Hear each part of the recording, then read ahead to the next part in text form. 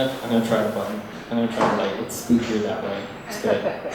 Okay, so that was an awesome story. I really like both of your stories as well, especially Hanny's, because it shows that when stuff hits the fan and you don't have tools, you really don't know what's going on.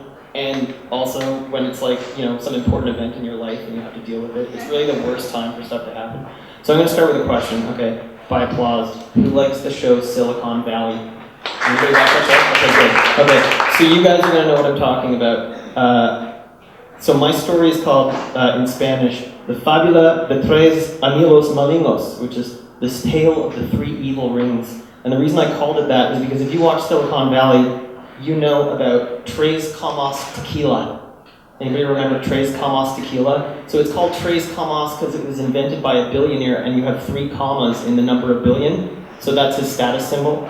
And the Tres Camas Tequila is a cursed object. And so I'm going to tell you a story today about another cursed object that had 3 rings in it.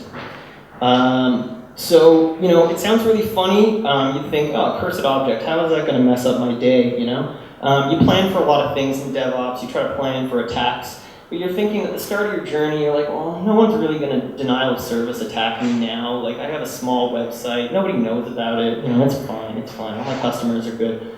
So, you know, it's really unlikely that you're going to get attacked, and then one day, something like what happened to Hanny happens, and stuff is hitting the fan, and you're thinking, oh my god, we're under attack. Oh my god, we're under attack. And you got to find out how to fix this. And so, you know, in this case, the cursed object was a 3-ring binder, and it actually wasn't an attack. It was that one of our customers had laid the 3-ring binder on a key that continually refreshed the page. And I mean a lot, okay? So we didn't really know that at the time, but we were looking for ways to handle it. And this was a time when I was actually really new at this gig, so we didn't have all the tools that we needed. So I started searching for ways to fix it. So the first thing you do is you try to detect what's going on. So the first thing I did, because I don't have a whole lot of tools, is I go upstream and I ask the gods at Amazon and a bunch of other people, what's happening, just like you did, how can we fix this? And what Amazon are going to tell you is that if you run an elastic load balancer, they have no way to block anything by IP. They can't do it. Oh, you okay? So they can't block anything by IP. So you're getting hammered from some IP somewhere in some country, and there's nothing you can do to stop it at that level. And you know, maybe you've got, maybe this IP actually maps to one of your customers. Which then you think, okay, I want to shut them off. You can't, because they won't let you. And also, you have a bunch of other people at this customer site who are all coming from the same IP. So even if you could shut them off, there's going to be more than one person at that customer who's going to be pissed off because you shut off their access. So that's not too good. And at this case, the best way to handle it for us was to actually call our customer service department and to reach out to the customer and phone them and ask them a really embarrassing question, which is like, what's going on, guys? And it's like, well, you're hitting our website really hard, you know, and we can't actually block it. We have to admit that we can't stop what they're doing. So the thing is, eventually they went down to the warehouse and they looked around and they found out that someone had laid a binder on a keyboard. And that was what was playing. So that wasn't so great. So mostly my story is about the moral of the story, because I think DevOps, for one, you've got to convince your organization that what you're doing is the right thing to do.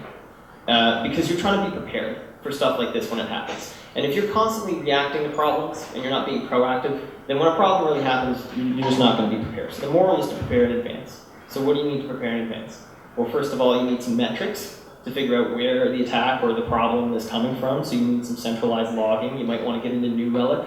You're going to need some graphing. And the other thing you're going to want to think about is, how do I throttle connections on my web app? Because that doesn't come in the box. You don't just get a throttling system. So we actually ended up using something that Kickstarter came up with. This was after the binder attack.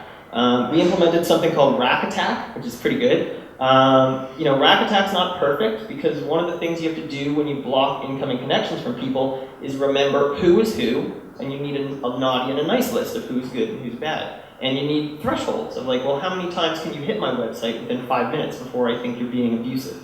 So you have to define all that, and it needs to store all that in a database. So I'll give you my next horror story. We set this up, which was great. You know, we had throttling. That's awesome. And the naughty and nice list is stored in a database called Redis. A lot of you use it. I think you also mentioned it, right? one day the Redis server went down. It was a purpose-built Redis server. All it was doing was sitting there and making sure that it knew who was naughty and nice. And it went down. And the web server didn't really like that because now it didn't know who was naughty and nice, so it went down too. So that wasn't great. So when you use these things, you need to test them.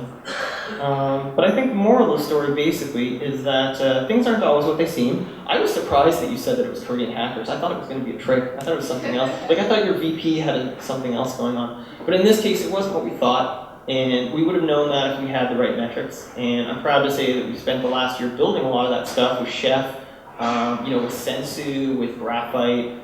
We've rolled a lot of that out, and now we have a lot more confidence. We sleep a lot better, and we've also brought our SLA from like 99.5 to 100 this month, so that's pretty good. Good year. Yeah, good SLA.